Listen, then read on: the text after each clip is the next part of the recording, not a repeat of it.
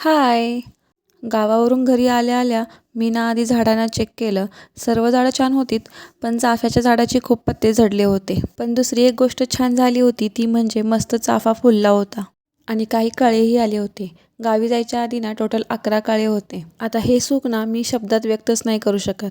जेव्हा पहिल्यांदा चाफा फुलला होता मी तर एवढी खुश होते. पण चाफ्याच्या झाडाची एवढी पानं झडलीत त्यामुळे मला थोडंसं दुःखही झालं होतं.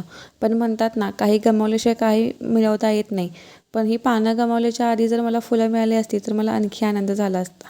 असो, चाफा तर छान फुलला होता, पण गॅलरीची आणि घराची अवस्था तेवढीच भयानक झाली होती.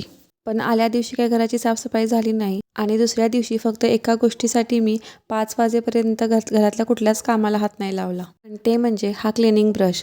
माझ्याकडे पहिला होता तो खराब झालेला, पण त्यानं काम चालू शकलं असतं.